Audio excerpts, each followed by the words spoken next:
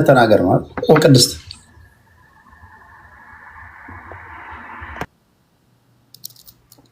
ላይ ጥልይ ቴዲ ኦ ቅድስት ከዛ ወደ አንተ ቅድስት ይቅርታ እንዴት ናችሁ? እንደ ሁልጊዜው ቴዲ የሰከነና ሰላማዊ ውይይት እንድናረግ እድሉን ስለመታመቻች እኔም እንደዚህ እንዳሉት ጓዶች ቴንኪው ለማለት እወዳለሁ። ወደ ሐሳቤ ከመግባቴ በፊት አባይ ላይ ትንሽ ነገር ማለት ፈልጋለሁ። አባይ እንግዲህ እንደሚታወቀው የዘመናት ኢትዮጵያውያን የቁጭት ነው። በአባይ የተነሳ ብዙ ሆነናል፣ ብዙ ዋጋ ከፍለናል።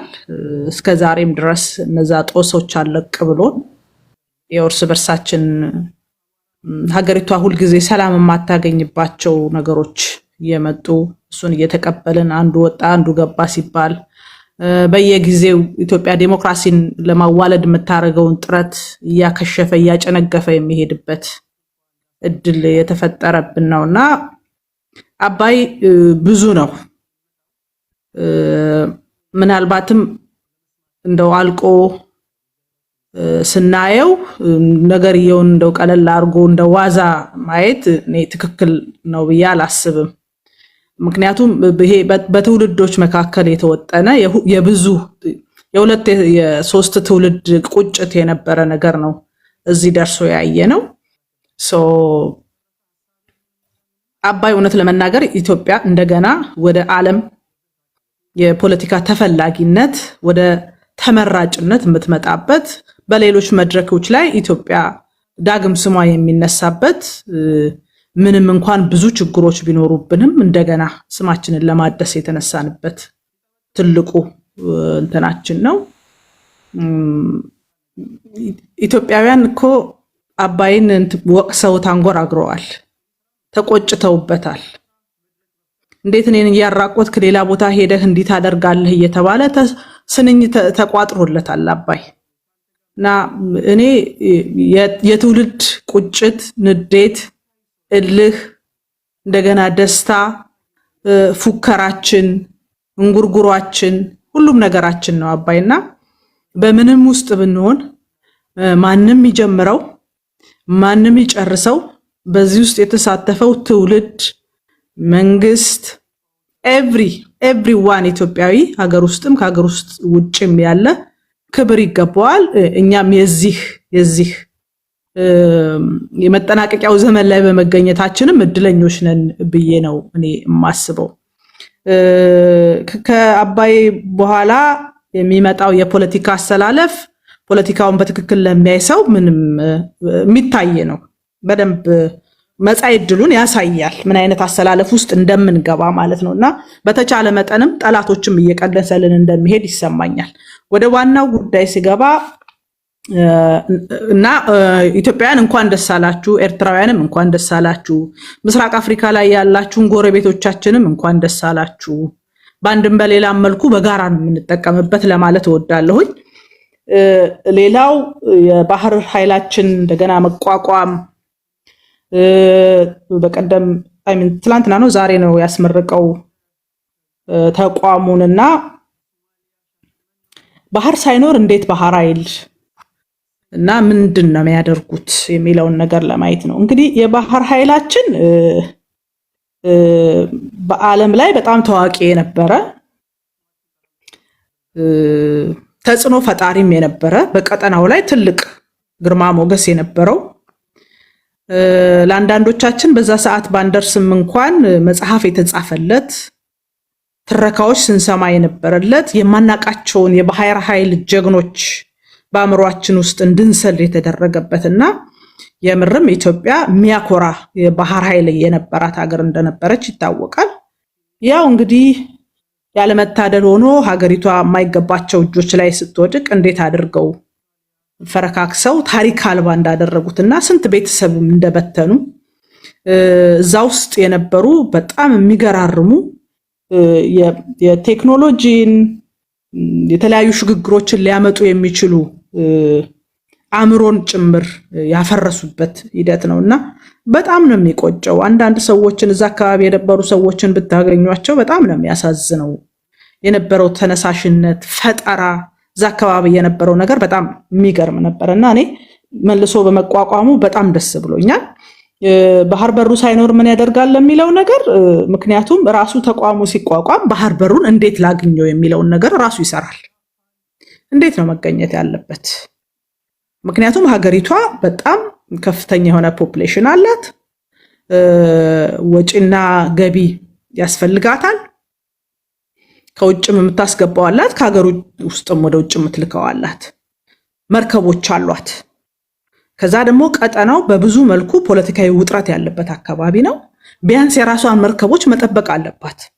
ሌሎች እንደፈለጉ መርከቦች እየተጠለፉ ሌሎች ነገሮች በሚደረጉበት ጊዜ ላይ ኢትዮጵያ እጇን አጣጥፋ ቁጭ ብላ የምታይበት ነገር ሊፈጠር አይገባምና ንብረቶቿንም መጠበቅ አለባት። የባህር በሩን ጉዳይ እኔ ኢትዮጵያ በሕግም በሞራልም በሐቅም የባህር በሯ ያለ አግባብ የተወሰደባት ሀገር ናት። ይሄንን ኤርትራውያን የሚያውቃሉ። ኢትዮጵያውያንም ምንም የፈለገ የፖለቲካ ልዩነት ሊኖረን ይችላል፣ አለመግባባቶች ሊኖሩ ይችላሉ። ይሄንን ልንሸፍነው አንችልም። ሐቁ ይሄ ነው። ግን አሁን ከ30 ዓመት በኋላ የባህር በራችንን እንዴት አድርገን እናገኝ የሚለው ላይ ሰከን ብሎ መወያየት ይፈልጋል። ምክንያቱም ከጦርነት ባሻገር ሁሉንም ነገር መደረግ ያለበት ከጦርነት ባሻገር ነው። ምክንያቱም ጦርነቱ ለኤርትራም ለኢትዮጵያም ጥቅም ስለሌለው ማለት ነው። ከዚህ በፊት ጦርነቶች አድርገን አይተነዋል። በሁለቱም በኩል ውድመት፣ በሁለቱም በኩል እንደገና ወደኋላ መመለስ እንጂ ምንም የተለየ የተፈጠረልን ነገር የለም። ስለዚህ የባህር በር ስንፈልግ ሰላማዊ የሆኑ አማራጮችን አማትሮ ማየት ያስፈልጋል። በነገራችን ላይ የባህር በር ስንፈልግ ቀይ ባህር ብቻ አሰብ ብቻ አይደለም፣ ሌሎችንም አማራጮች እየሄዱ ማየት ከዚህ በፊት የጠፉ ጥፋቶችን እንደገና በጦርነት ለመመለስ ከመሄድ ይልቅ ምን ብናደርግ በጋራ እንለማለን። ኢትዮጵያ ብቻዋን የምታመጣው ልማት ተብሎ አይወሰድም። ኢትዮጵያ ከጎረቤቶቿ ጋር ተሳስራ የምታመጣው ልማት ነው አካባቢው ላይ ከፍተኛ ተጽዕኖ ሊፈጥር የሚችለው። ተደማጭነትን ይዞ የሚመጣው በጋራ ኤርትራም፣ ኢትዮጵያም፣ ሶማሌም፣ ሱዳንም እዚህ ቀጠናው ላይ ያለነው ተባብረን መስራት ስንችል የበለጠ ተሰሚነት የበለጠ ተቀባይነት ያለን እንሆናለን እንጂ በተናጠል ራሳችንን ለማፈርጠም የምንሄድበት ነገር ብዙም ውጤታማ ይሆናል ብዬ እኔ አላስብም። በጣም ኤርትራውያን ቅድም ሲናገር ነበር ወንድሜ፣ መሳሳት የሌለብህ ኢትዮጵያዊ ማለት እዚህ ማህበራዊ ሚዲያ ላይ ያለው ሰው ብቻ አይደለም። ኢትዮጵያዊ ማለት በባዶ እግሩ እየሄደ ለሀገሩ ለድንበሩ የሚሞት ገበሬ ያለበት ሀገር መሆኑን መርሳት የለብህም። ባንዲራዋን ሲያይ ልጆቹን ሚስቱን ጥሎ ወጥቶ የሚዘምት ኢትዮጵያዊ እንዳለ መርሳት አያስፈልግ። እዚህ ማህበራዊ ሚዲያ ላይ ያለውን ብቻ ኢትዮጵያ አይቶ በልበል ሂድ እንሙት እኛ ኤርትራውያን እንደዚህ ነን ምናምን ማለት በእውነት ትክክል አይደለም እና ከዛም አንግል ሰከን ማለት ጥሩ ነው። በነገራችን ላይ ከዛ ብናየው ማለት ነው። ቴንክ ዩ። በነገራችን ላይ አብዛኞቻችሁ ሚስ ካልኩሌት የምታደርጉት መጨረሻ ላይ ቅድስት የተናገረችው ንግግር ትክክል ነው። አብዛኞቻችሁን የሚሸውዷቸው እዚህ ሶሻል ሚዲያ ላይ የምታያቸው አማርኛ የሚናገሩ ኢትዮጵያዊ የሚመስሏችሁ ናቸው። እነኝን እኛ አናቃቸውም። እነኝን እነዚህ አበባ ስለሰጠኸው አይደለም ዜግነቱን ጀርባውን የሚያዞርልን ነው። እዚህ ውስጥ የምታያቸው ወይ እናንተ በምትከፍቱት ሩም ገብተው ከእናንተ ጋር በለው ቆረጣ በዚህ ነው ምናምን እነዚህ ኢትዮጵያውያኖች አሉ። እነኚህ ከፖለቲካ ወጣ ባለ ቋንቋ እነዚህ ዝም ብሎ የሚልከሰከሱ ፍርፋሪ የሚለቅሙ የዕለት ጉርሳቸውን ለመፈለግ ዝም ብሎ አበባም ከተገኘ አበባ ኮፍያም ከተገኘ ኮፍያ የሚቃርሙ ናቸው። ሚስ ካልኩሌት እንዳታደርጉ። ትክክለኞቹ ኢትዮጵያውያን መሬት ላይ የምታገኟቸው ናቸው። አንዳንዱ በፎቶ ማታየው ነው፣ አንዳንዱ በፎቶ ብታየውም የማይታወቅ ነው። ስለዚህ ኢትዮጵያውያንን አንደርስቲሜት አለማ ያንስል ለኤርትራውያንም ትክክለኛ ለነሱ ፌርነስ እንትን እያልኩኝ ነው። በተረፈ ግን ብዙ ጊዜ ይሄ ኢትዮጵያውያን በቃ እንደዚህ ናቸው ምናምን የሚባሉ ትንታኔዎችን ስለምሰማ ነው። ያንስል ሁሉም ማለት አይደለም። ደረጃቸውን ደግሞ የጠበቁ ኢትዮጵያውያን አየር ላይም አሉ። በገንዘብ በቲክቶክ ጊፍት ወይም ደግሞ ሸጎጥ በምታደርግለት ብር ሀገሩን አሳልፎ ማይሰጥ ቆፍጣና ኢትዮጵያዊም አለ። ግን አብዛኞቹ የምታያቸው ዜሮን ኬር እነሱ የሆነ ምግብ የሚበላበትን ሳንቲ ከከፈለ ለዛች ሞመንት ብቻ መስማት የምትፈልገው ነገር ሊናገርልህ ይችላል። አንዳንዶቹ ደግሞ ራሳችሁ ሰርጋችሁ ያስገባችኋቸው ሊሆኑ ይችላሉ። እናንተም ልትሆኑ ትችላላችሁ። ቢሆኑም እንኳን እነዚህ የምናቃቸውም በቪዲዮ የምናቃቸውም ኢትዮጵያዊነት ምናምን ቢሉ እርግጠኛ ሆኜ የምነግራቸው ኢትዮጵያዊነት ኢትዮጵያዊ እንደዚህ ብለህ ለመተንተን አስቸጋሪ ነን እኛ። የቁርጡ ቀን ሲመጣ ራሱ ከፊት መስበ ኢትዮጵያን አጥፋት በላት ምናምን ሲል የነበረው ሰውዬ ከፊት ሊሰለፍ ይችላል። ሲሰለፍ ልታዩ ትችላል። አገር ተወረች ሲባል ምንድን ነው አይዶን አላውቅም። እንዴት ተደርገ እንደተሰራን አናውቅም። ስለዚህ እባካችሁ ሚስ ካልኩሌት አታርጉ። አብዛኞቹ ሀገሬን ጠልቻለሁ ምናምን ቢሏችሁ ራሱ እንዳታምኗቸው ስቲል ማለት ነው። እንደዛም ቢሉ የቁርጥ ቀን ሲመጣ ጦርነቱ ላይ ደረታቸውን ሰጥተው ከፊት ሲሰለፉ ልታዋቸው ትችላላችሁ። እንዴ ከበደ ትናንትና ቃል ሰጥተናል ነበር እንዴ ከእናንተ ጋር ናችሁ ብለናል ነበር እንዴ ምናምን ልትለው ትችላለህ። ኢትዮጵያ ይሄ ነው፣ ቅኔ ነው የሚያሰኘው፣ ይሄ ባህሪ ነው። በተረፈ ግን በዘመናት መካከል አሉ ዝም ብለው አንዳንዱ ለመሸቀል እናንተ ሳንቲም ስለምሰጧችሁ ያችን ለማግኘት ምናምን መስማት የምትፈልጉትም የሚናገር ሊሆን ይችላል። ያን ወስዳችሁ ግን መሬት ላለው ኢትዮጵያዊ የለም ምናምን የሚል ድምዳሜ ላይ እንዳደርሱ አንዳንድ ነገሮችን ለመንገር ያህል ነው። ክብራትና ክብራን የኢትዮጵያ ባህር ኃይል ተገንብቷል፣ ቢሮ ተሰርቷል። ባህሩ የለም።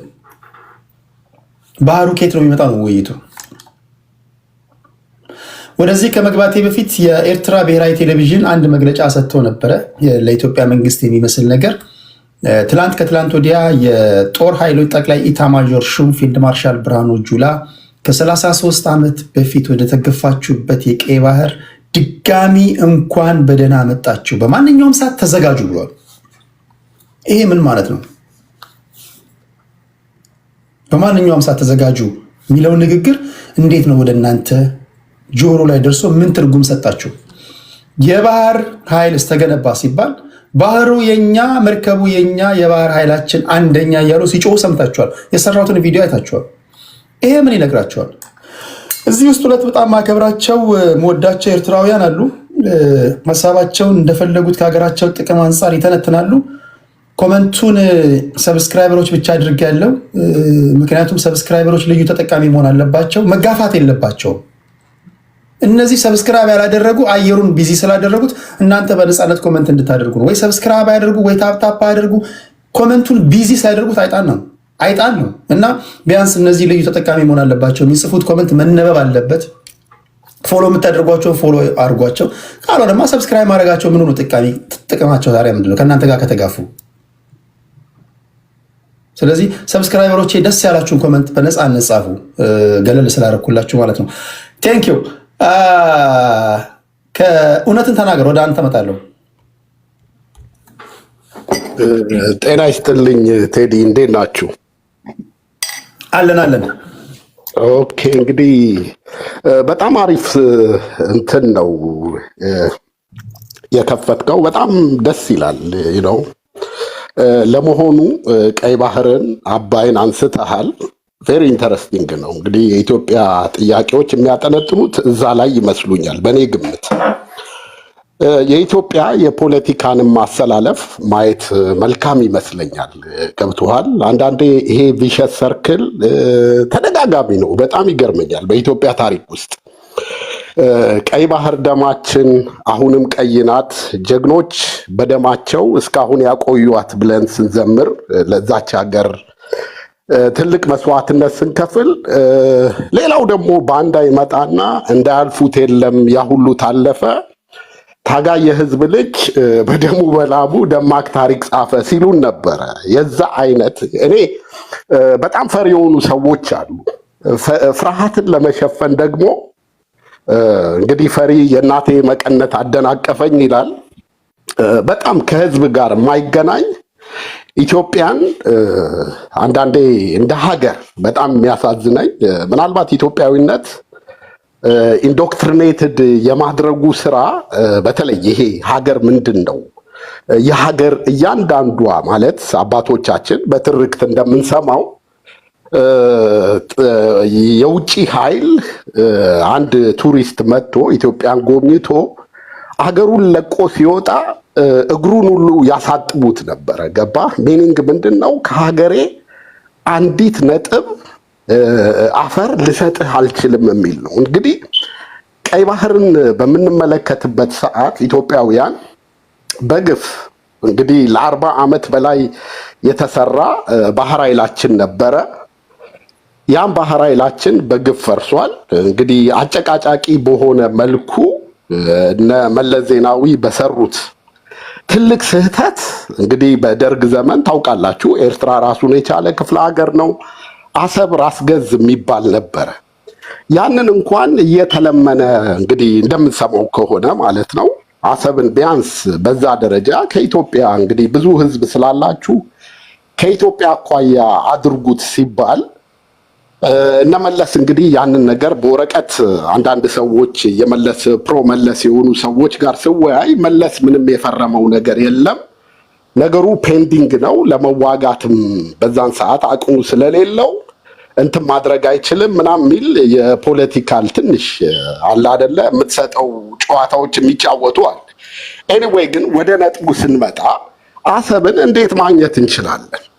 ይሄ ነው ትልቁ ጥያቄ። አሰብ ማግኘት የምንችለው ጦርነቱ ምን ይመስላል ቢባል በኤርትራ በኩል የኃይል አሰላለፍ ሊሆን የሚችለው አሲሜትሪክ የሆነ ዋርፌር ያደርጋሉ፣ ሬዚሊያንት ይሆናሉ። ወይንም ደግሞ ይሄ አንድ ድብና አንድ ጃርት ሲጣሉ ምናልባት ጃርቷ ልታደርገው የምትችለው ነገር አለ፣ እንዳትዋጥ እሾኳን እንትን ትላለች። አሁን ኤርትራ ሁልጊዜ የሚያስጨንቃት አንድ ሰው የሰረቀ ሰው ንብረትን የዘረፈ ሰው ቴዲዬ ሁሌ እንደባነነ ነው የሚኖረው። ኢትዮጵያ ማድረግ ያለባት ቅድም አንድ የጠየቀው መሰረታዊ ጥያቄ አለ። የኢትዮጵያ ባህር ኃይል ተሰርቷል፣ ነገር ግን ባህር የለም ብለሃል። እኔ ደግሞ ተመልሼ ልጠይቅህ፣ በእውነት ይሄ ባህር ኃይል የተሰራው ጫሞ ሐይቅ ወይም ጣና ሐይቅ ሄዶ እንዲዋኝ አይደለም። ይሄ እንትን ያለ ነገር ነው። በቃ አይናችን አንድና አንድ ነው፣ አሰብ ነው። ኖ ማተር ዋት። ይሄን ነገር ደግሞ ባይ ሁክ ኦር ክሩክ እኔ ይሄን ኃላፊነቱን ወስጄ በግልጽ እነግርሃለሁ። ኤርትራን 14 ዓመት ሙሉ ማቃት ምድር ናት። ኤርትራ ውስጥ ቢያንስ ቡኖ በደሌ 72 ሰዓት ብራም ብሏል። ይሄንን ትልለ አልችልም። ዘ ኦንሊ ቲንግ ጦርነቱ በጣም በአጭር ጊዜ ይፈጸማል። ይሄ ደግሞ ምንድነው የሚሆነው? ጦርነቱ ቢነሳ የኤርትራ ኃይል አይደለም አሁን ለኢትዮጵያ ማስጨነቅ ያለበት። ከ30 ዓመትም ያለን ትሬት አሴስመንት ከ30 ዓመት በፊት ብትመለከተው መላው አረቦቹ ጠቅላላ በጅምላ የኢትዮጵያ ጠላቶች ነበሩ። አሁን ግን የኢትዮጵያ መንግስት በጥሩም ይሁን በመጥፎ ይሄ ፕሮክራክቲቭ ዲፕሎማሲ በሚባለው ቢያንስ የአረቦቹ አሰላለፍ ከሁለት መንገድ የኢትዮጵያ ጠላቶች እንዳሉ በቋሚነት ወዳጆቿም አሉ በአሁኑ ሰዓት ማለት ነው። ስለዚህ ፕሮክሲ ጦርነት ሊደረግ ይችላል። የስ ሊሆን ይችላል። ከኤርትራ ጎን ራሱን አይተ እንደሆነ ኢትዮጵያ ወደ ቀይ ባህር እንዳትመጣ በግብፅ አማካኝነት ምንድነው ኢግል ነው ምናምን የሚሉት ዘናይል ኢግል ነው ምናምን የሚሉት ኢትዮጵያን ከቀይ ባህር የማራቅ ነገር በግልጽ እየተሰራ ነው። ስለዚህ ኢትዮጵያ ማድረግ ያለባት አንደኛ ከምንም በላይ እኛ መተማመኛችን የውጭው ዓለም አይደለም፣ ምንም አይደለም። ከምንም በላይ የኢትዮጵያ ሰራዊት ነው። ዛሬ እኛ መሀል የበቀሉ ወንበዴዎች የኢትዮጵያን ሰራዊት አንድ ሁለት ማርከው ትናንትና ለነሱ ይህን ህዝብ በዚህን ያክል ውለታ ትናንትና አንበጣ ሲያባረር የነበረ ስንት ትግል ሲፈጽም መስዋዕትነት የፈጸመ ድርጅት እንደ ወያኔ ያለ ባንዳ የናጡት ነካሽ ድርጅት እንትን ብሎታል። አሁንም ደግሞ ባንዳዎች አሉ እስቲል እየወጉት ነው። ይሄ ምስኪን ሰራዊት በፕሮፓጋንዳቸው ማየት ይቻላል እንትን እያሉት እያጠቁት ነው። ግን ኢትዮጵያውያን የሀገር ጥቅም የሚለው መሰረታዊ ሀሳብ አሁን አብዛኛው ኢትዮጵያዊ እየተረዳ ነው።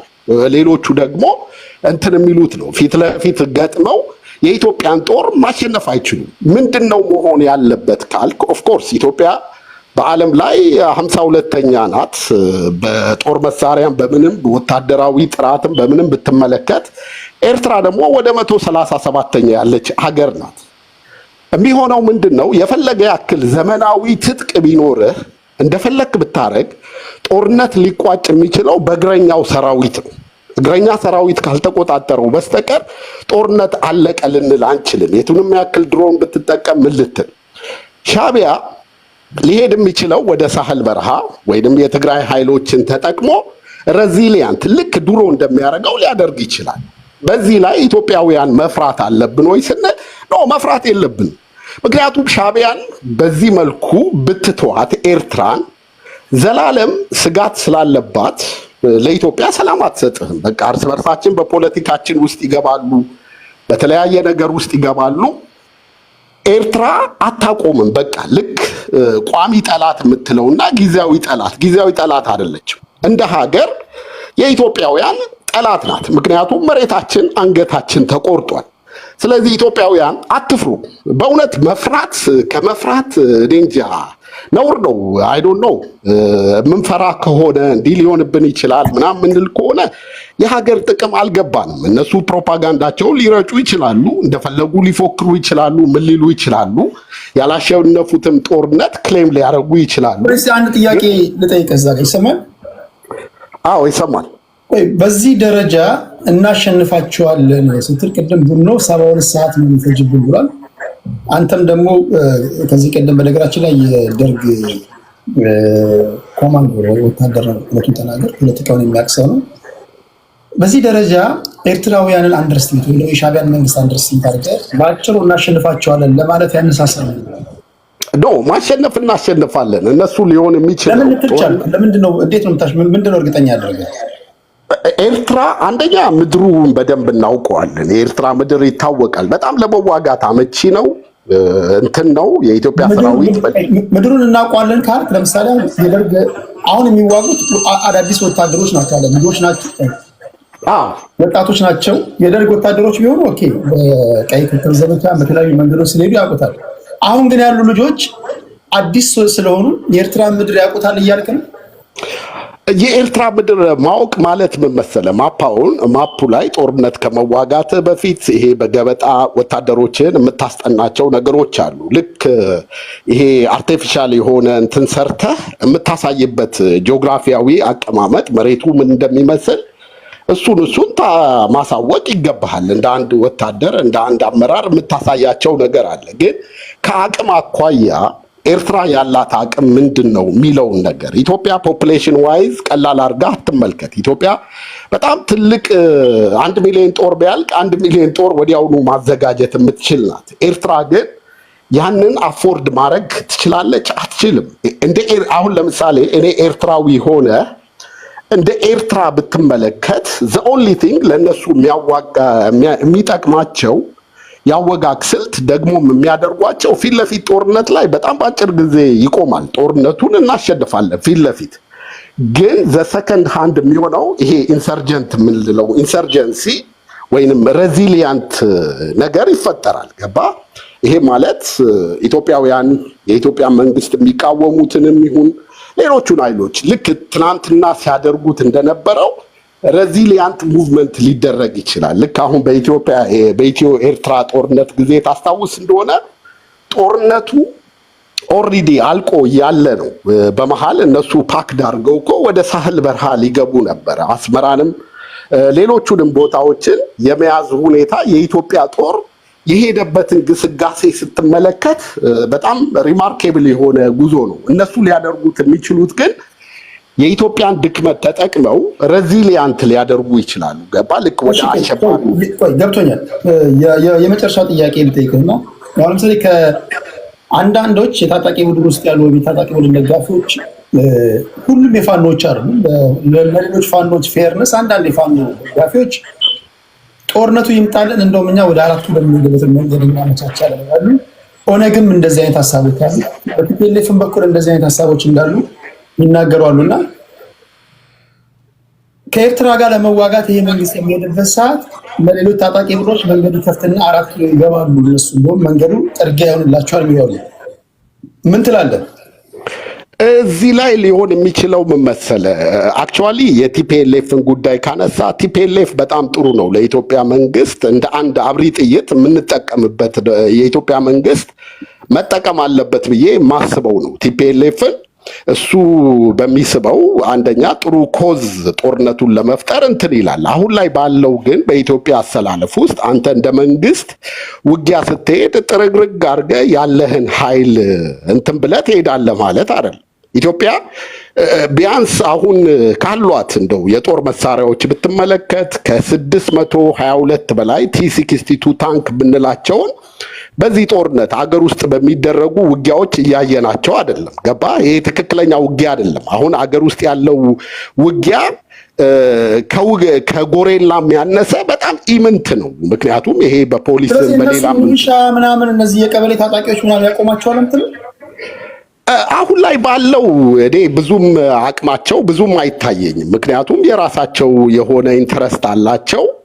እርስ በርሳቸውም እንትን የሚሉበት ነገር አለ። ህዝቡም እየነቃ ነው። ግን መንግስት ግን እንደ መንግስት የኢትዮጵያ መንግስት ሙሉ ለሙሉ ያለውን ኃይል እንዳለ ጠቅልሎ 4 ኪሎን እንትን ሳያደርግ ዝም ብሎ ይሄዳል ማለት አይደለም። ክፍተት ፈጥሮ እሺ ቴንክ ዩ እውነቱን ተናገር። አሁን አይ ቲንክ አሁን በፋኖም በኦነግም በኩል እየተዋጉ ነው ያሉት። እነሱ ጥያቄ ይጠይቃሉ ብዬ አስባለሁ። የእኛስ ውጊያ ምንድን ነው? እኛ የተዋጋን አይደለም እንደ ሊሉ ይችላሉ። የእነሱን ውጊያ ምን አድርጋችሁ ነው ከኤርትራ ጋር እንዋጋለን የምትሉት? አይ ቲንክ በተወሰነ መንገድ ዲስሪስፔክት ይመስለኛል። ወይ አልቋጫችሁ? እነሱን ምን አድርጋችሁ ነው ከኤርትራ ጋር ለመዋጋት የምትሄዱት? ንቃቸዋቸው ነው ቴዲዬ። የመናቅ ሳይሆን እዚህ ጋር ክሊር ላርግልህ። ጦርነት ምንድን ነው የምትለው ስቴጆች አሉት። አሁን ይሄ ፉል ስኬል ዋር የምትለው አለ፣ እንደ ትግራዩ ጦርነት ማለት ነው። የመጀመሪያው ጦርነት የሚባለው ማለት ነው። ምናልባትም በትግራይ ያየነው ከአውሮፕላን በስተቀር ብዙ ታንኮች፣ ከባባድ መሳሪያዎች በደንብ ያላቸው ሪሶርስ ሁሉ የተጠቀሙበት ውጊያ አይተናል። አሁን በአማራ ክልል ውስጥ ወይንም በኦሮሞ ክልል ውስጥ እየተደረገ ያለው ውጊያ ምንድን ነው ስትል፣ ይሄ በጣም ከጎሬላም ያነሰ አሲሜትሪክ ዋርፌር ይባላል። ምን ማለት ነው? ሰራዊቱ ባለበት ወይንም ፖሊሱ ኃይል ሌሎቹም ባሉበት የተወሰኑ ቡድኖች ሰራዊቱ ተበትኖ ሲሄድ ይሄ እንትን እንደ ጎሬላም ውጊያ አይደለም። ቦታ ይዘህ ገዢ መሬቶች ይዘህ የምትዋጋበት ውጊያ አይደለም እና በጣም ከጎሬላም ያነሰ ውጊያ ነው። ይህንን በአጽንኦት መረዳት ያስፈልጋል። እሺ ቴንክ ዩ እውነቱን ተናገር። አይ ቲንክ ማይኮ እንዳገባቡ እድለኛ ነው። እንዳገባቡ ይናገርና ወደ ጀነራል እንሄዳለን። ሌሎቻችሁ ታፕታፕ አድርጉ። በነፃነት እየጻፉ በጣም ይገርማል። በነፃነት እየጻፉ ያሉ ሰብስክራይብ አድርገው ኤርትራውያን ናቸው። ቴንክ ዩ ቴዲ፣ እንደምን ዋላችሁ? እንደምን አለን? ማይኮ እንዴት ነህ? አለን፣ እግዚአብሔር ይመስገን። እንኳን ደስ አላችሁ። ደግሞ እንትኑን ግድቡን እየጨረሳችሁ ነው። ሆፕፉሊ እንግዲህ ኤሌክትሪኩንም ምኑንም ትልኩልናል ይሆናል። ግድቡ አልቋል። አይ ደስ የሚል ነው። እንኳን ደስ አላችሁ። እኔ አንድ ነገር ማለት እፈልጋለሁኝ። አሁን አንዳንድ ሰዎች ከሚያወሩት ወሬ አንጻር ጦርነቱን እንጀምረዋለን፣ እናሸንፋለን፣ አሰብን ከያዝን በኋላ ኤርትራ ለወደፊት ትሬት ስለምትሆንብን እስከ ሳህል በረሃ ድረስ ምናምን ይባላል እና አንደኛ እስከ ሳህል በረሃ ድረስ አሰብን ይዘ ሳህል በረሃ ቤዚክሊ ያው የኤርትራን ሕዝብ እናጠፋዋለን ነው ያለ የሌለው። ሁለተኛ ለኢትዮጵያ ትሬት የማትሆን ኤርትራን እንጨፈጭፋለን ነው ሕዝቡን። ይህን ደግሞ የሚል ሰው 30 ዓመት ሙሉ የደርግ ሰራዊት ሆኖ ኤርትራ ውስጥ የነበረ ሰው 14 ዓመት ሙሉ የኤርትራ ሕዝብን ይጨፈጭፍ ከነበረ ሰው ከዛ በኋላ ደግሞ በደንብ አስፈላጊው ቅጣት ተሰጥቶት አስፈላጊው ቅጣት ሲሰጠው ደግሞ ብቻውን ሆኖ ሳይሆን ራሻን አዝሎ ታቅፎ ኪውባን፣ ሳውስ ኮሪያን፣ የመን ሪፐብሊክን እነዚህን ሁላ ሀገሮች ይዞ ማሸነፍ ያልቻለውን ኤርትራን ቅድም ግጥም ሲገጥም ነበረ። እንኳን አሁንና ሙሉ ትጥቅ ያለን የሚለውን ግጥም ውሰደው ብራዘር እና ያኔ 700,000 ሰራዊት ኤርትራ ውስጥ ቁጭ አድርጎ ገናና የሆኑ እንደነ ሁለተኛ አብዮታዊ ሰራዊት፣ ዘንዶ ሰራዊት በጣም ብዙ ነው የነበረው። ያንን ሁላ ይዞ ማሸነፍ ያልቻለ ሊያውም ደግሞ እንደ ሀገር ያልቆመች ኤርትራ 24/7 አየር ኃይሉ የኤርትራ ከተማን እነ ደቀ መሐሪን ከጥቅም ውጪ ያደረገ በ80,000 ኤርትራውያኖች ሰላማውያን ኤርትራውያኖች ላይ ጄኖሳይድ የፈጸመ ሰው ዛሬም ገብተን ይሄን ጄኖሳይድን ፈጽም ሲል ኦን ዘ ኔም ኦፍ ኢትዮጵያዊ በኢትዮጵያዊ ስም ኢትዮጵያዊ ነኝ ብሎ በጣም ያሳዝናል። ንስሐ ገብቶ ስለጨፈጨፋቸው የኤርትራ ህዝቦች ይቅርታ በመጠየቅ ፋንታ ያለ መሬቱ መጥቶ የሰው ሀገር መሬት ላይ ኦልደዌ ኤርትራ ውስጥ መጥቶ የጨፈጨፈውን ህዝብ ዛሬ በስተርጅናቸው አሁንም ሄደን እንጨፈጭፋቸዋለን የሚለው ነገር በጣም ያሳዝናል። ኤኒዌይስ ሌላ ደግሞ የተሳሳተ አሰብ ራስ ገዝ ነበረች። ኦፍ ኮርስ መንግስቱ ኃይለማርያም በስተመጨረሻ ሰዓት ላይ እንደሚሸነፍ ሲያቅ ልክ እንደ ድሬዳዋ የራስ ገዝ አስተዳደር እንዳላት ሁላ አሰብ የራስ ገዝ አስተዳደር ብሏታል። የራስ ገዝ አስተዳደር ብቻ አይደለም፣ ካስፈለገ አሰብ የትግራይ ክልል ነች፣ አሰብ የወሎ ክልል ነች፣ አሰብ የጎንደርም ነች እኮ ብሎ ማስቀመጥ ይቻል ነበረ። ዲዞልቭ የተደረገችና አኔክስድ የተደረገች በሰዓቱ ሄልፕለስ የሆነ ህብረተሰብ ባህሩን ወስደህ ራስ ገዝ ብቻ ሳይሆን የፈለከው ክልል ውስጥም ብትከተው ሌጂቲሜሲ ይኖረዋል ማለት አይደለም። ይሄን አሁን በቅርቡ ከኢትዮጵያ ጀነራሉላ በታሪክ አጋጣሚ አሰብ አንዳንድ ጊዜ የሚሰጡት እንትን አትሊስት እንኳን በውጭ ጉዳይ ሚኒስቴር ያለ ሰው አንድ የተማረ ሰው እንደው መርምሮ እንኳን መባል የሌለበትንና የሌለበትን እንትን ያለ ዲዞልቭ የተደረገች አኔክስድ የተደረገ በኃይል በወታደራዊ መንግስት ቁጥጥር ስር እየተጨፈጨፈች ያለችን ክልል የፈለከው መሬት ወስደ ራስ ገዝ ነው ስላልከው ማን የጨፈጨፋት? የደርግ ሰራዊት ነው። የደርግ ሰራዊት? ድገሞ እስኪ ማን የጨፈጨፋት? የደርግ ሰራዊት። ማንን የጨፈጨፈው? የኤርትራ ህዝብን። በወቅቱ የደርግ ሰራዊት ዋና አዛዥ ማን ነው? መንግስቱ ኃይለማርያም። ጀነራል ሚካኤል አምዶምሳ? ጀነራል ሚካኤል አምዶም በኤርትራ ውስጥ በነበረው ጦርነት ውስጥ ምንም ቦታም አልነበረውም። ጀነራል አማን አምዶም ሚካኤል የሞተው ደርግ የሚባለው ነገር ከመቋቋሙ በፊት ራሱ ደርግ ነው የገደለው። ጀነራል አማን አምዶም ደርግ 1967 ነው የገደላቸው። በቀዳማዊ 1968 ዓመተ ምህረት ጀነራል አማን አምዶም ሚካኤል ሞቱ። አይ ፖይንቴ ምንድነው? በ1967 ልክ የቀይ ኮከብ ዘመቻ አለ አይደል? ነው የቀይ ኮከብ ጥሪ ዘመቻ 1975 ዓመተ ምህረት ነው የጀመረው እኮ። የቀይ ኮከብ ዘመቻ ላይ ጀነራል ሚካኤል አምዶም ነበሩ። ኤርትራዊ ናቸው አልነበሩም?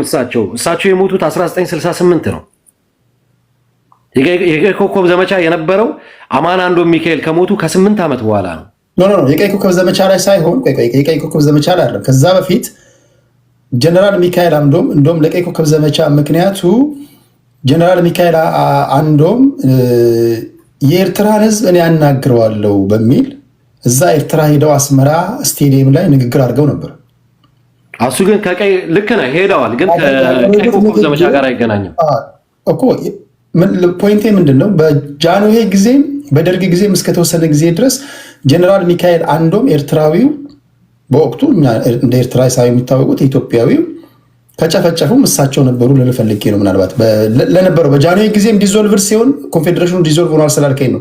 በዛ ጊዜም የነበሩ ጨምርልህና በኃይለ ሥላሴ ጊዜ ከነበሩት ጀነራሎች ውስጥ እንደነ ጀነራል መስፍን ገብረቃል፣ እንደነ ጀነራል ኢሳያስ፣ እነ ጀነራል አማን አምዶም ሚካኤል ኤርትራውያኖች ነበሩ።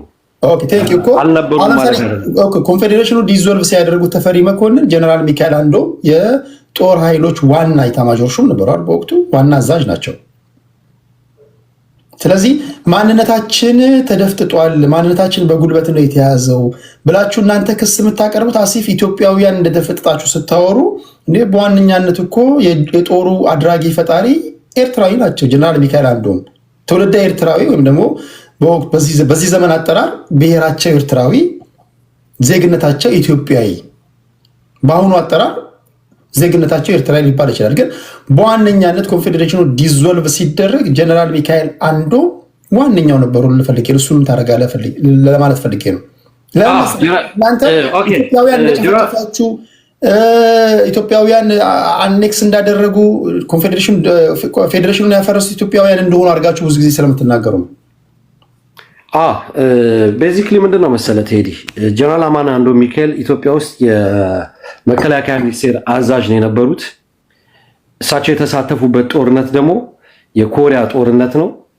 ሌላው ደግሞ የሶማሊያ ጦርነት ነው እና ኃይለሥላሴ ኮዳት ራሱ ብለው ይጠሯቸዋል። በኤርትራ ላይ በነበረው ግን የኤርትራ ጉዳይ በሰላማዊ መንገድ መፈታት አለበት፣ ኤርትራ ላይ ያሉ በረኞችን ማነጋገር እችላለሁ ብለው አስመራ ሳባ ስታዲየም ላይ በሰላማዊ መንገድ መተው ለህዝቡ መግለጫ ሰጥተው ከኤርትራ ከነበሩት የትጥቅ ታጋዮች ጋር ደግሞ በሰላም መነጋገር አለብን ብለው ያን ነገር ሴታፕ አድርገው በተመለሱ በተወሰነ ጊዜ ውስጥ ይሄ ሰውዬ የሻዕቢያ ሴል ነው ብሎ እሱ ልክ ነው። እሱ የቀይ ኮከብ ዘመቻቸው የለበትም ልል ፈልጌ ነው። አማን አንዶም ሚካኤል አንድም ቀን ኤርትራ ላይ ዘምተው ያውቁ። ብዙ ጊዜ እናንተ የምታነሱት ፌዴሬሽኑ ዲዞልቭ የሆነበትን ነው አይደል? በግድ በቅኝ ግዛት ተይዘናል ብላችሁ የምታነሱት አይደል? 1957 አካባቢ 1957 ላይ ደግሞ ስንሄድ ጀነራል ሚካኤል አንዶም ዋና አዛዥ ነበሩ። አልነበሩም። በኋላ ላይ ነው አማን አንዶም ሚካኤል በጃንሆይ ጊዜ ነበሩ። በጃንሆይ ጊዜ ነበሩ። ግን ኤርትራ ዲዞልቭ በሆነችበት ሰዓት ላይ እሳቸው የኢትዮጵያ የመከላከያ ሚኒስቴር አልነበሩ። በኋላ ላይ ነው የሆኑት። የት ነበሩ? እዛው ኢትዮጵያ ውስጥ በመከላከያ ውስጥ ነበሩ። በኃላፊነት ቦታ ላይ ነበሩ። እሳቸው ብቻ ሳይሆኑ እነ ጀነራል መስፍን ገብረ ቃልም ነበሩ። ብዙ አሉ። ኤርትራ እንጥቀስ። ወደዛ መራቅ አያስፈልግም። በደርግ ራሱ በቂ ብስታሉ ችግር የለውም። ፖለቲካ እንደፈለግ ትሰራለህ። አሁን የተሳሳተ ትንታኔ ስላለ ነው። እናንተ ስታወሩ ብዙ ጊዜ ኢትዮጵያውያን ቅኝ እንደገዛ ናችሁ ወይም ቅኝ እንደተገዛችሁ አድርጋችሁ ነው የምታወሩት። ቅኝ መገዛት ማለት የሆነ ባዕድ የሌላ ሀገር ሰዎች የሌላ ሀገር መሪዎች መጥተው በግድ ሉዓላዊ ዳር ድንበርን ጥሰው ገብተው ሲያስገድዱ ነው። ፌዴሬሽኑ በፈረሰበት ሰዓትም እንደ ኢትዮጵያ በምንመክርበት ሰዓትም በልማቱም በጥፋቱም ኤርትራውያን ባለስልጣናት በኢትዮጵያ መዋቅር ውስጥ ነበሩ ነው እያልኩ ያሉት እና ስለዚህ ቅኝ ግዛት የሚለው አያስኬድም ነው ለማለት የፈለጉት። ኦልራይት ኦኬ ቴዲ፣ እዚህ ጋር ማንም ሰው አንድ ሰው ስለ ኤርትራና ስለ ኢትዮጵያ አንድ ነገር ልትረዱት የምትገባው ነገር ቢኖር ኢትዮጵያ ኤርትራን በቅኝ ግዛት አልገዛቻትም። ያንንም ክሌም አድርገን አናውቅም። ኤርትራ የኢትዮጵያ ቀኝ ተገዥዋ አልነበረችም። አኔክስድ ነው የተደረገችው፣ ዲዞልቭ ነው የተደረገው፣ ወረራ ነው የተፈጸመባት። ከቀኝ ግዛት ጋር በጣም የተለያየ ኮንሰፕት ነው ያለው። እንዳልከው ደግሞ ኤርትራውያን ጀነራሎች በኢትዮጵያ መከላከያ ሚኒስቴር ውስጥ በጣም ብዙ ነበሩ። ከአንድ ሳምንት በፊት እኔ እንኳ የማውቃቸው ጀነራል መስፍን ገብረ ቃል ነፍሳቸውን ይማረው የዛሬ ሳምንት አካባቢ ነው የሞቱት። እድሜ ልካቸውን የደርግ ጀነራል ሆነው ነው ያለፉት። እንደነ ታሪኩ ላይ እኔ መንግስቱ ኃይለማርያም የረሸነው ሰውዬ የደቀ መሐሬ ሰው ኤርትራዊ ናቸው።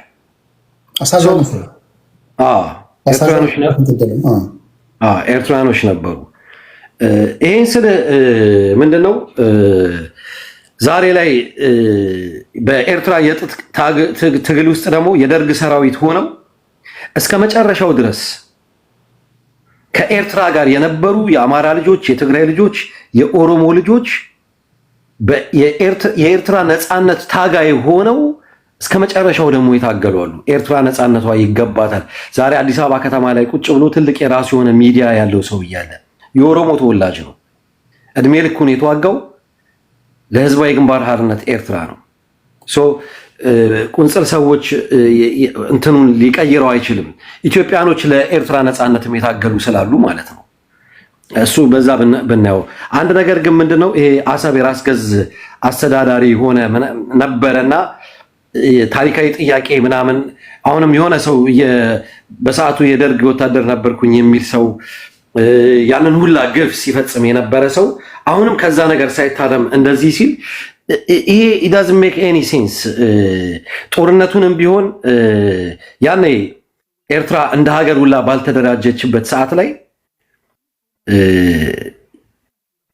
ሶፊስቲኬትድ የሆነ መሳሪያ በራሻ ጀነራሎች እና በኪዩባ ወታደሮች የታገዘው በነ ኮሪያ ወታደሮች የሚታገዘው የኤርትራን ህዝብ ላይ ያሸነፈው አልቻለም።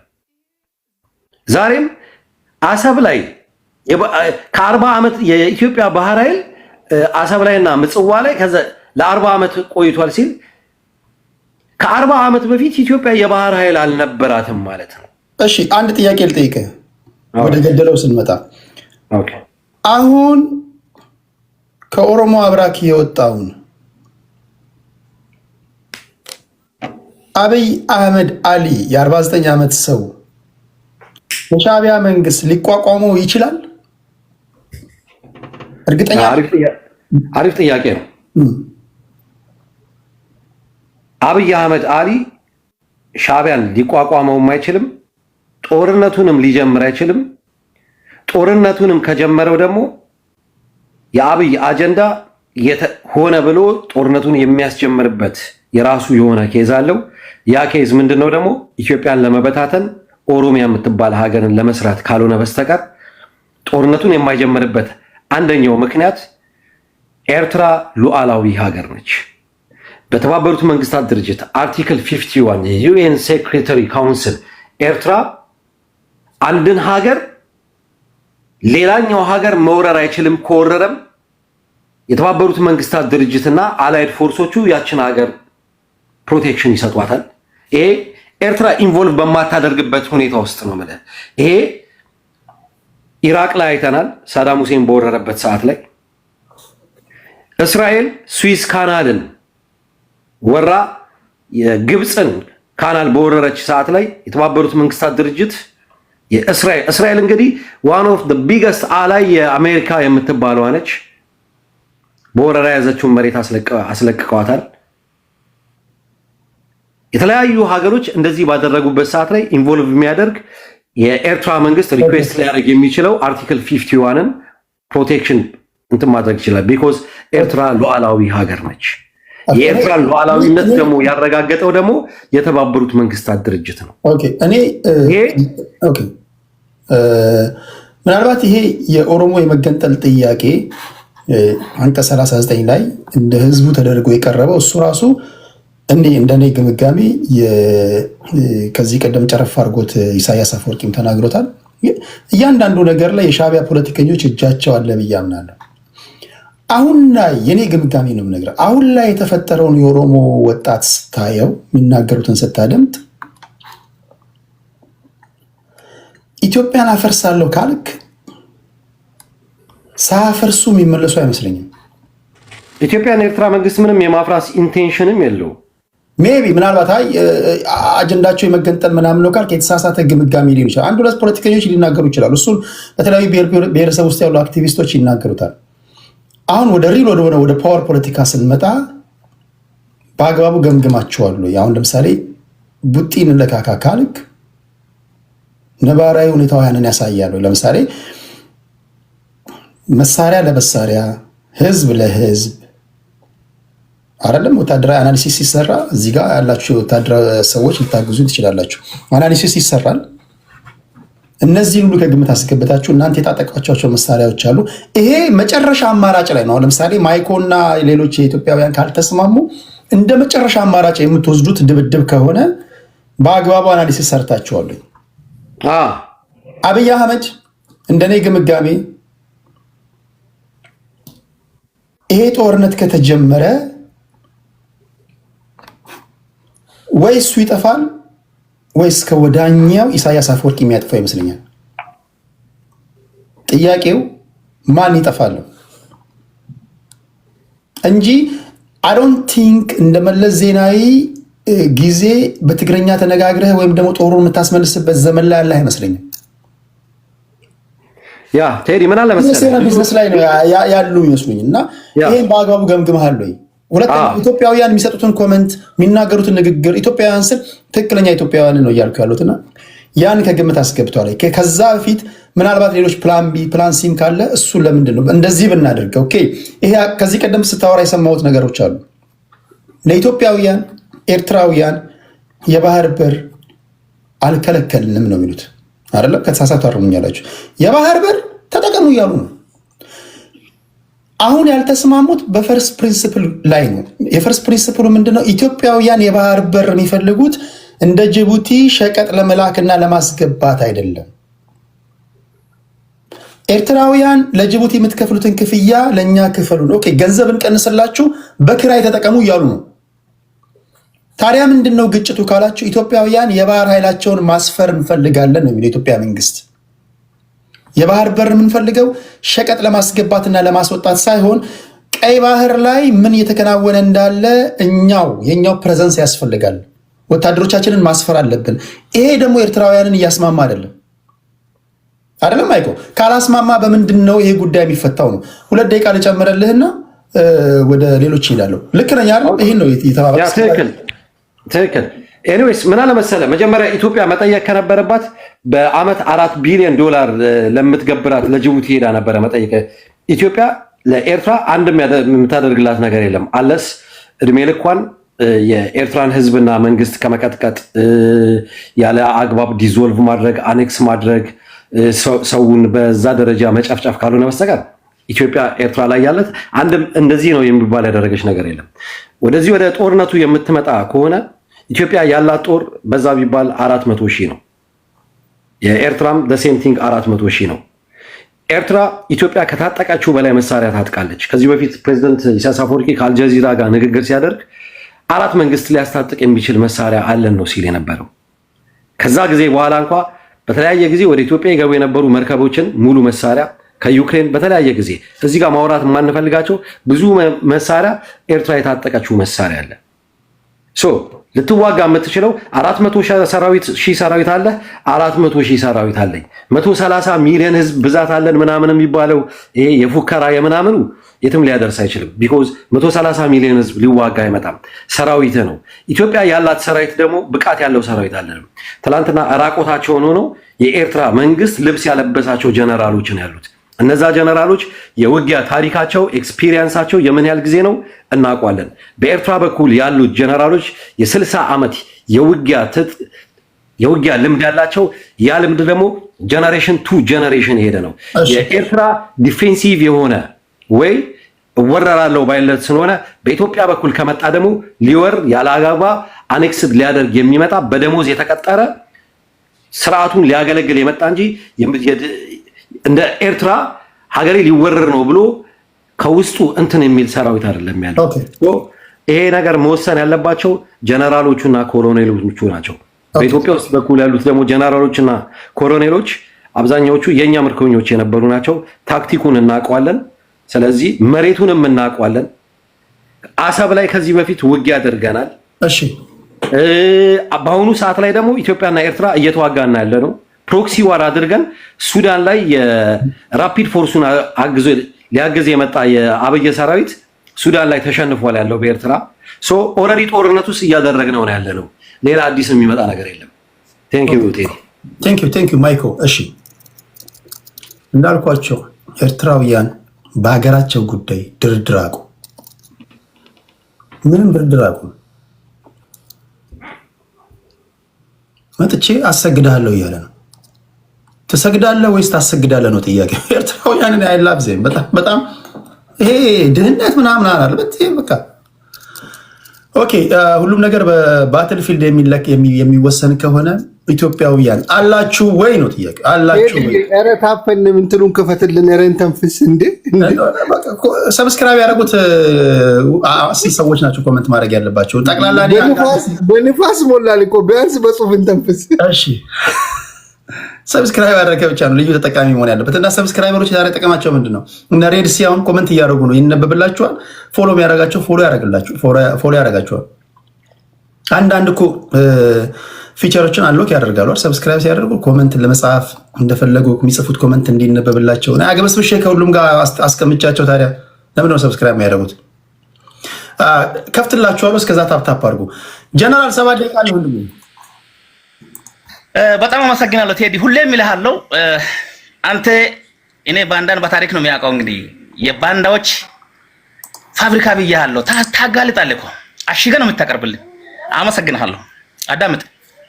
እኛ ኤርትራ ህዝብና ኢትዮጵያ ህዝብ ላይ ችግር የለብንም። ኢትዮጵያ ላይ ሪፉጂ ካምፕ ከካምፕ ውጪ አዲስ አበባ ከተማ ብቻ ነግዶ የሚኖር ከ100,000 በላይ ኤርትራዊ አለ።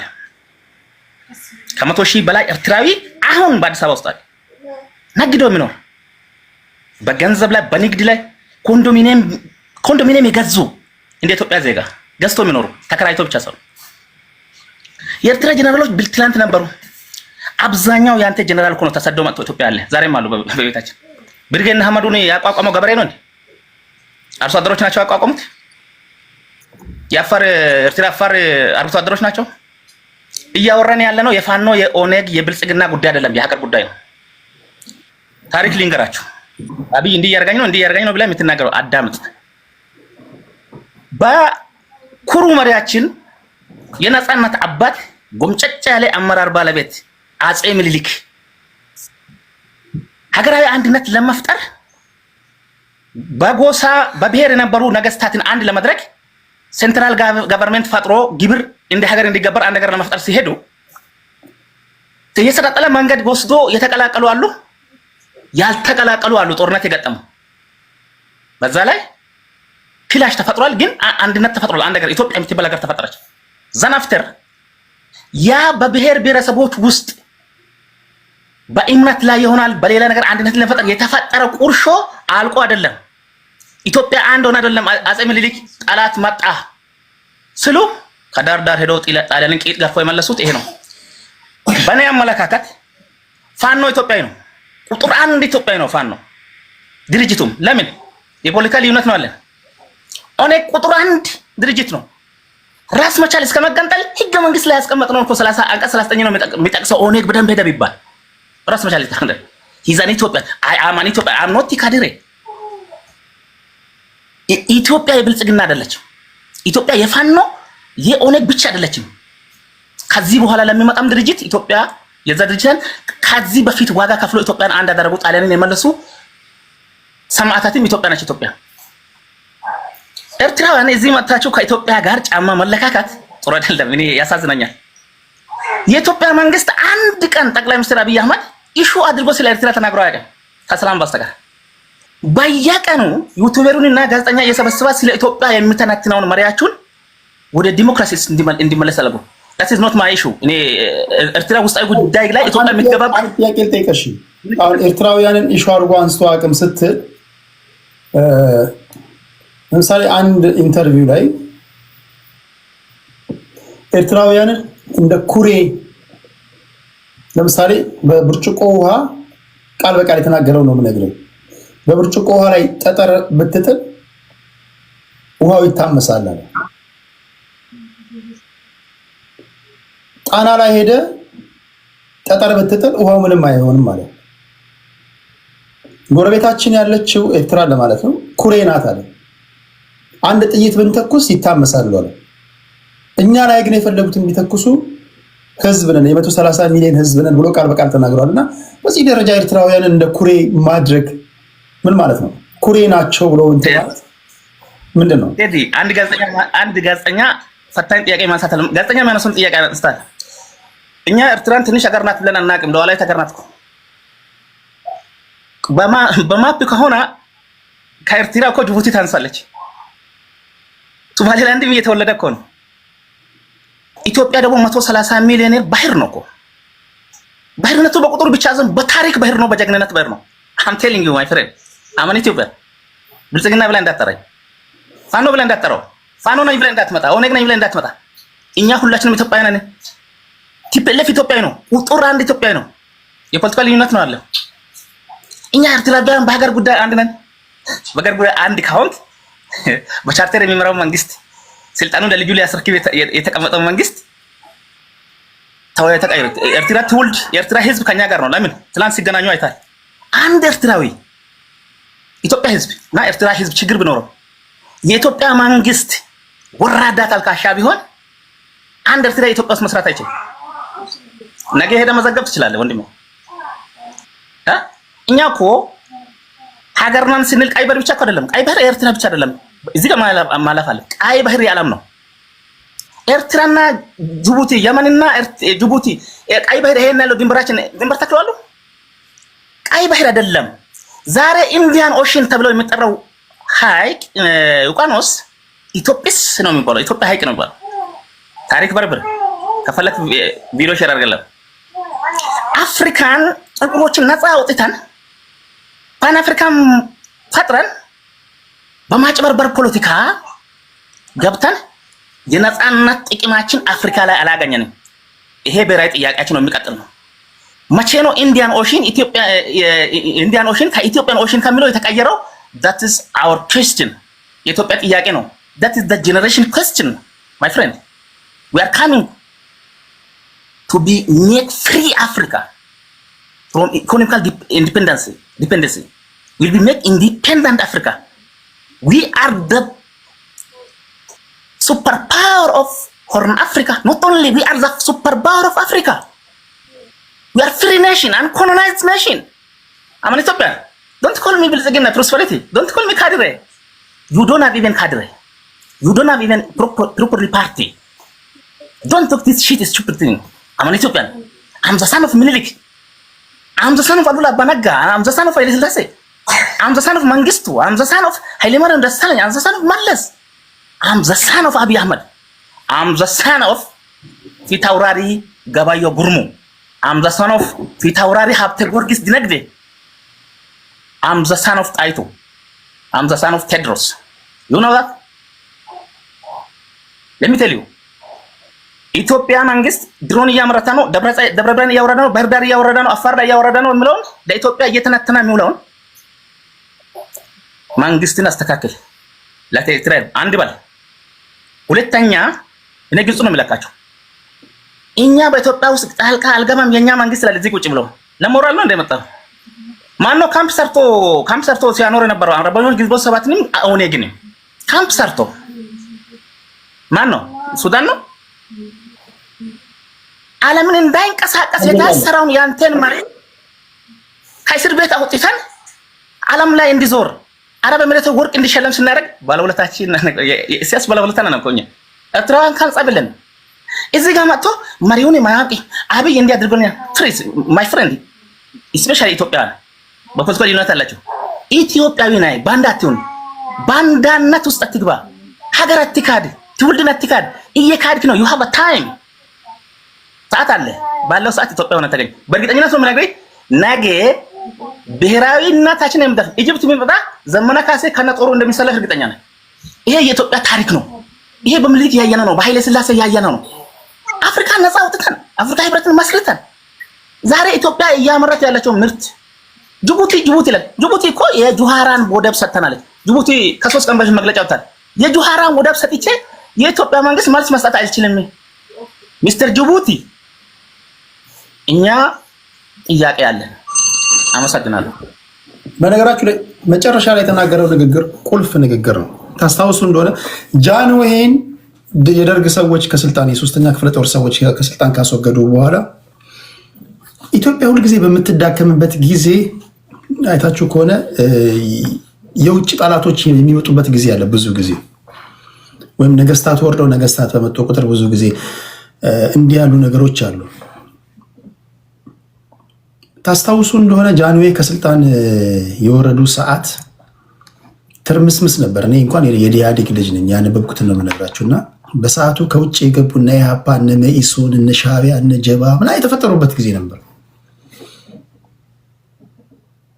የዚያድ ባሬ ወራሪ በድሬዳዋ ድረስ ገብቶ ማርች እያደረገ ነው ሲባል ግን አብዛኞቹ ነፍጥ ያነገቡ ኢትዮጵያውያን ታጣቂ ቡድኖች ምን ነካቸው ሳይባል ሁሉም ወደ ጦር ግንባር ነው ሄዱት። የዚያድ ባሬን ወታደር ድባቅ እየመቱ አፈር ከድሜ እየደባለቁ ወደ መጣበት መልሰዋል። ኢትዮጵያዊ በውስጥ ጉዳያችን ስንነታረክ የውጭ ጠላት ሲመጣብን እንደዛውነን እንደዛ አይነት ሰዎች አይደለንም። ቅኔ ነን። ይሄን ማወቅ አለባችሁ ብዬ አስባለሁ። ጀስት ቲፕ ነው እየሰጡ ያሉት ኢትዮጵያውያን። እዚህ የምታያቸው የውጭ ወራሪ መጣ ከተባለ እስካታቋቸው ድረስ ይለወጡባቸዋል። አውሬ ነው የምንሆንባቸው። ይሄን ለታሪክ አስቀምጦ የምናገረው ንግግር ይሄን ስል ለጎረቤት ሀገራትም ክብር ነው። ከዚህ ቀደም የማነ ገብረአብ እኛን አታውቁንም የሚል መግለጫ ሰጥተዋል። እኛ ጠላቶቻችንን አፈር ከድሜ ስንደባለቅ የከረምንን ብለው በመግለጫ እንግዲህ አውጥተዋል። ሁሉም ሀገራት እንደዛ የማለት መብት አላቸው። እኔም ኢትዮጵያዊ እንደመሆነ መጠን ግን ያየሁት ህዝቤ ይሄን ነው የሚነግረኝ። የውጭ ወራሪ ሲመጣ ይሄ ቅኔ የሆነ ህዝብ ነው። ስለዚህ ማህበረሰብ ውስጥ እንዳለ አንድ ትንሽዬ ሰው መመክረው ምንድን ነው ከኢትዮጵያውያን ጋር ከመዋጋት በሰላማዊ መንገድ መነጋገር ይሻላል ብዬ ነው ማስበው። ቀጠና ውስጥ ኢትዮጵያን እዛ አፍሪካ ቀንድ በለው ምዕራብ አፍሪካ በለው ግብጽ በላት ጉንደትና ጉራ ምስክር ነው 2 ጊዜ የተሸነፈችበት። ኢትዮጵያውያን እንደ ህዝብ ሊያሸንፍ የሚችል ኃይል የለም። ኢትዮጵያውያን ከተነሱ በታሪክ አንሸነፍም። ታሪካችን ምስክር ነው። ጣሊያን አድቫንስድ የሆነ መሳሪያ ታጥቆ መጥቶ አባቶቻችን እጅግ ኋላ ቀር በሆነ በቆመ ጠብቀኝ እንኳን አልያዙም። በዱላ በምናምን በጦር በጋሻ የመከተን ህዝቦች ነን። ስለዚህ እንደ በውስጡ ጉዳይ ትንሽ እንካ ሰላምታ ምናምን ስላበዛን በሀገር ተነካች ሲባል አንድ መለከት በቂ ነው። በነገራችን አንድ መለከት በቂ ነው። ኢትዮጵያውያን የተነስ ብላቸውን ይነሳ ማንም ኢትዮጵያውያን አገር ተወረች ብሎ አንድ ራንደም ፐርሰን ሊያስነሳን ይችላል። ዝም ብለህ መለከት ብትነፋ ኢትዮጵያ ከዳር ዳር አገር ተወረች ብለው ከዳር ዳር ሲነሳ ታያለህ። ይሄ ይገነጠላለሁ የሚለው እዋጋለሁ ምናምን የሚለውና ቅኔ የሆንን እንዴት ሆንን አይዶን ነው የአባቶቻችን የእጅ ስራ ውጤቶች ስለሆነ ሊሆን ይችላል። ክብራትና ክብራን ታፕታፕ እያደረጋችሁ ውይይቱ በኢትዮጵያውያንና በሻዕቢያ ደጋፊዎች ወይም ደግሞ በኤርትራውያን መካከል ነው። ኢትዮጵያ የባህር በር እንደምታገኝ እርግጠኛ ይመስላል። የባህር ኃይሏን እንግዲህ ገንብታለች፣ ቢሮ ገንብታ ምረታለች እና በዚህ ጉዳይ ነው እያወራን ያለ ነው። ወደ ዋንጋሪ ልምጣ፣ ከዛ ወደ ዩናይትድ አማራ ይመጣል። ጀነራል ልቤ እንዳሞከው ቤት ይሙቅ፣ ሌላ ምንም አይደለም። ታፍኗል፣ ድምጽ ታፍኗል። አይሰማም? አሁንስ አሁን ይሰማል? አሁን ይሰማል። ኦኬ ጀነራል በጣም እግዚአብሔር ይስጥልን። ዶናልድ ሌቨን የሚባል ኢትዮጵያ ዋክስ ኤንድ ጎልድ የሚል መጽሐፍ ጽፏልና ኢትዮጵያውያኖች አታውቋቸውም፣ በጣም ፕሬዲክት ለማድረግ የማይመቹ ወደቁ ሲባሉ ጀግና የሚሆኑ ተሰበሩ ሲባሉ የሚሰባብሩ ብሎ የጻፈው አለ የኢትዮጵያውያኖችን ባህሪ ሲገልጽና አንዳንዶች ዩናይትድ አመዳም ሊያረግን ሲሉ ጀነራል መጥቶ ዩናይትድ ዳይመንድ አረገን። እንደዚህ አይነት ዘመን የደረሰውና እንግዲህ በጣም ቴንኪው ጀነራል። ኢትዮጵያን በዚህ ሌቭል ባንናናቅና እንትን ባይሆን ጥሩ አለ። ማደግ በጋራ ነው። የኤርትራ ብልጽግና ቴዲ በእርግጥ ኤርትራውያኖች ለሀገራቸው ያላቸውን ስሜት ስትገልጽ አይ ቲንክ እኔ ሮንግ ይመስለኛል እሱ ኮንክሉዥን። ምክንያቱም ኤርትራን የሚወድ ብልጽግናዋን ይወዳል። ኤርትራን የሚወድ ሰላሟን ይወዳል። ኤርትራን የሚወድ ከጎረቤት አገር ጋር በሰላም በፍቅር እንዲኖር ያበረታታል። ኤርትራን የሚወድ ኤርትራም ያላትን ትሰጣለች፣ የሌላትን እንድትቀበል ያደርጋል። ኤርትራን የሚወድ የኤርትራ ልጆች ምስኪኖች የአሳ ምግብ አያደርግም። ኤርትራን የሚወድ 30 ዓመት ሙሉ አንድ ዲሞክራቲክ ገቨርንመንትን ሰፖርት አያደርግም። ልክ ቅድም በብሔር ስም ብሔራቸው ለዕዳ እንደሚዳርጉት ሁላ ለኤርትራውያኖች የሰጠው ኮንክሉዥን አይ ቲንክ መሰረታዊ የዴፊኒሽን ስህተት ያለው ይመስለኛል። እንደ አንድ ኢትዮጵያዊ እንደ አንድ የኢትዮጵያ እድገት ለኤርትራ ገጸ በረከት እንዲሆን ነው ፈልገው። የኢትዮጵያ ሰላም ለጅቡቲ ለሶማሊያ ገጸ በረከት እንዲሆን ነው ፈልገው። እድገት የሚመጣው በዚህ አስተሳሰብ እንጂ በድሮ በቆመ ጠብቀኝ አስተሳሰብ አይደለም። ኤርትራ ባይዘው የደርግ ሰራዊት የሚባል የለም። የኢትዮጵያ ሰራዊት ነው የነበረው። የኢትዮጵያ ሰራዊት የተበተነው በሻዕቢያና በህወሓት ጀግንነት አይደለም፣ በሲአይኤ ሴራ ነው። ዘ ዲስትራክሽን ኦፍ ብላክ ሲቪላይዜሽንን የጻፈው ሰው ዊሊያም ቻንስለር መጽሐፍን አንብቡት። ቀጫጭን ደካማ ኮስታል ስቴት ፈጥሮ እንዴት አፍሪካን ኢኮኖሚካሊ ኮሎናይዝ እንዳደረጉ ዋናው በተለይ የአፄ ኃይለ ሥላሴ ለፓለስቲናውያን ቮት ማድረግ ፓለስቲናን ስቴቱን አቱን በሚለው አፄ ኃይለ ሥላሴ ቮት ሲያደርጉ በዛች የተናደዱት የአሜሪካ የውጭ ጉዳይ ፖሊሲ አማካሪ በቅርብ የሞቱት ስማቸውን ቄስ ይጥራውና እሳቸው ባወጡት ፖሊሲ መሰረት የደርግን መንግስት ማስወገድ ስለነበረባቸው ሰራዊት ውስጥ ኢንፊልትሬት አድርገው ገብተው ስቴት ካፕቸር አድርገው በሲአይኤ ሴራ ሰራዊቱ ተበተነ እንጂ የሻዕቢያና የህዋት ሻዕቢያን እኮ ያተረፈችው ህዋት እኮ ውለት አላት። በሳልበርሃ አልቀው እኮ ነበር። ምን ይሄ እኮ እንዳሁን ለጀግንነት እኮ ብራባዶ እኮ የምናወራው እኮ ነገር አይደለም። አሰች ግን ይሄ አይጠቅመንም። ያ ዘመን አባላን አጋድለን አይጠቅመንም።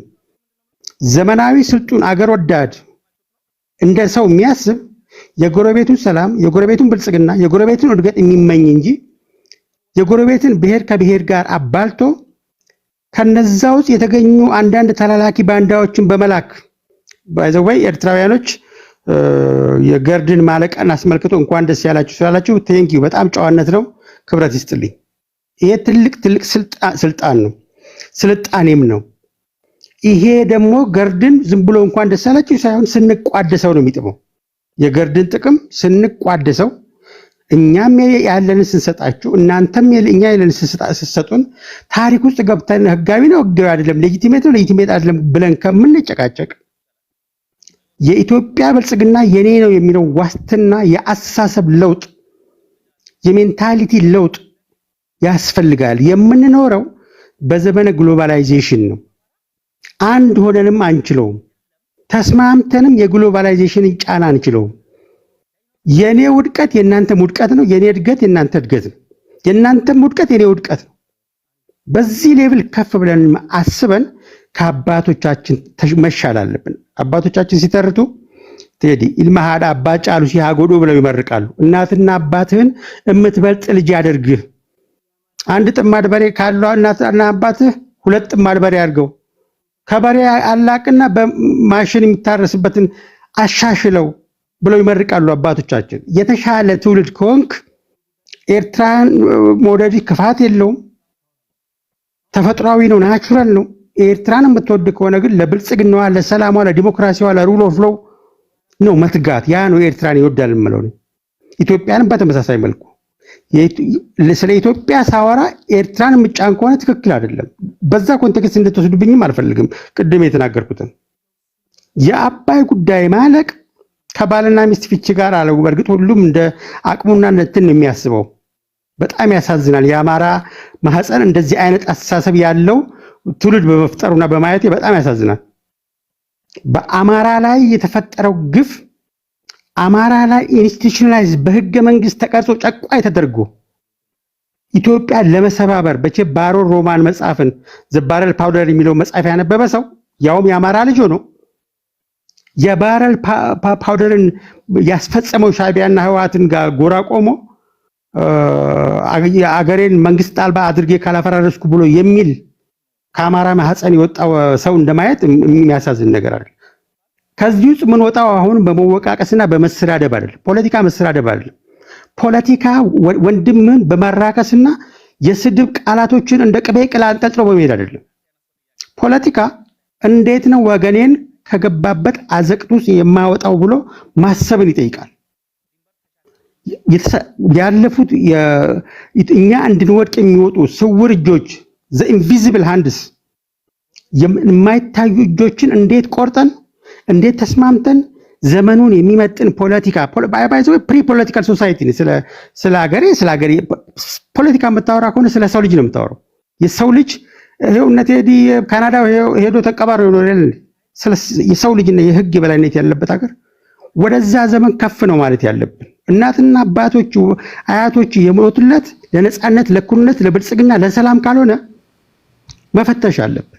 ቆም ብለን እሺ የአባቶቻችንን ታሪክ አክብረን በዘመናችን ታሪክ ጽፈን ለጎረቤቶቻችን ገጸ በረከት መሆን አለብን እንጂ ይሄ የነተበ ፖለቲካ፣ የግድያ ፖለቲካ፣ የመጠፋፋት ፖለቲካ፣ የምቀኛ ፖለቲካ በማውራትና አፍ ማጣፈጥ ችሎታ አያሳይም። ከዚህ ትብታብ የምንወጣው በሰለጠነ ሰው በሚሸት ፖለቲካ ነው። አባይን ገድበናል። የተፈጥሮ ሀብት በሙሉ ያለው የአፍሪካ የተፈጥሮ ሀብት በሙሉ የአፍሪካውያን ነው። የእያንዳንዱ የአፍሪካ ሀገር ብልጽግና ይመለከተኛል። የእያንዳንዱ የሀገር ፖለቲካ ዝመና ይመለከተኛል። በተለይ እንደ ጎረቤት ደግሞ ጉሮሮ መተናነቅ ውስጥ ባንገባ በጨዋ ቋንቋ መነጋገሩ ይሻላል። ሲስሟት ቀርቶ ሲስቧት እንዳይሆን ነገሩ በአግባቡ ተናግሮ መጨረስ ይሻላል የሚለው ነው። ቴዲ በጣም ለምታደርገው ጥረት ክብረት ይስጥልኝ። እንግዲህ ኢትዮጵያ ስለሆንኩ ልተኛ። ለነበረን ቆይታ በጣም አመሰግናለሁ። ማይክ ቴንክ ዩ ቬሪ ማች። በጣም እናመሰግናለን። ብሩክም በጣም ቴንክ ዩ። ፕሊዝ የኛ ጄኔሬሽን እንነጋገር። የኛን ዘመን የኛን ልጆች ጊዜ አናባክን። ትክክለኛ ፖለቲካ ሰርተን እንለፍ፣ ታሪክ ጽፈን እንለፍ። ቴንክ ዩ ዋንጋሪ ከልብ አመሰግናለሁ። ዋንጋሪ ከድምፁ ዝም ብዬ ስገምት የሆነ ቦታ ማቀው ትልቅ ፖዚሽን ላይ ያለ ሰው ይመስለኛል፣ ወይ ስልጣን ላይ ያለ ሰው ብቻ። ግን ይሄ ድምፅ አዲስ አይደለም ለኔ። ለማንኛውም ዋንጋሪ ወይ ድምፅ ተመሳስሎብኝ ሊሆን ይችላል ከዋንጋሪ